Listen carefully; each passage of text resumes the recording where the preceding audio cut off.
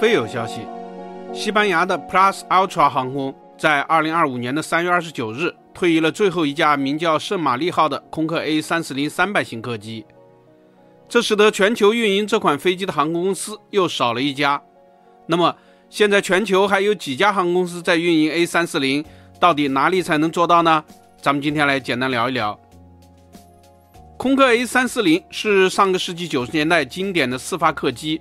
目标是想与波音的747和777开展竞争。它与 A330 同期研制，但是采用了分布式动力系统，也就是把 A330 的发动机一个变俩，由4台较小推力的发动机同时推动，这导致它的动力不太够用，爬升速度很慢，被飞友们笑称为5APU。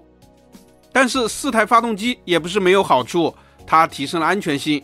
在双发飞机越洋飞行受到限制的年代， A340 适合用来执行10小时以上的长程航线。全球许多大型航空公司都采购了这款飞机，包括新加坡航空、阿联酋航空、国泰航空、中华航空、中国西南航空、海南航空和东方航空等都曾引进过这种飞机。 A340 也受到了许多国家政府的欢迎，现在全球还有几个国家依然在使用 A340 作为元首专机，包括利比亚、斯威士兰、泰国和阿塞拜疆等。他们有人使用 A340-200， 有人使用 A340-500， 还有一些国家保有数量不俗的 A340 政府公务机队，例如沙特阿拉伯和卡塔尔等。整个 A340 系列包括 A340-200、300、500和600 4种型号，共生产了380架。其中 A340-600 的机长 75.4 米，保持全球最长客机头名多年，现在已经被波音 747-8 超越。如果 777-9 投入使用的话，它将屈居第3。空客于2011年最终停止了 A340 客机的生产，到现在全球范围内还有大约70架仍在飞行。那么究竟还有几家航空公司在使用它呢？ A340 系列客机在中国早就推出了运营，目前全球最大的运营商是德国汉莎。汉莎集团是欧洲规模最大的航空集团，疫情中损失比较大，机队更新的节奏相对缓慢。整个汉莎集团现在还保持有34架的空客 A340 客机，包括旗下的瑞士航空4架、雪绒花航空5架。4个发动机的 A340 油耗很高，汉莎航空本来准备在2025年退役它们，但是波音的 777X 一直无法交付，所以 A340 还要再撑2年。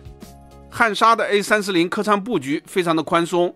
A340-600 甚至只有281个座位。这种高级布局吸引了很多的高端旅客，机票很贵，利润很高。全球 A340 的第2大用户是伊朗的马汉航空，据称它是伊斯兰革命卫队的资产。伊朗长期受到西方制裁，无法引进新飞机，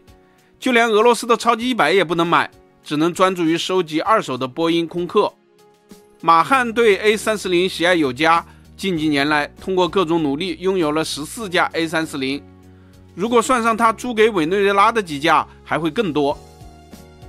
全球还有几家航空公司运营着少量的 A340 客运，他们是南非航空、阿富汗卡姆航空、葡萄牙嗨飞和罗马尼亚联想航空。此外，英国的欧洲货运拥有10架 A340-600 货机，美国金沙集团拥有1架 A340-500 贵宾机，如果足够有钱的话，应该有机会搭乘。最后值得一提的是，中国的一家公司从泰国航空手里购买了8架 A340 客机，现在也有7架飞到了太原，但是用途不详。所以要是算上这几架的话，中国依然是 A340 的大客户。本期咱们就聊到这里，下期见。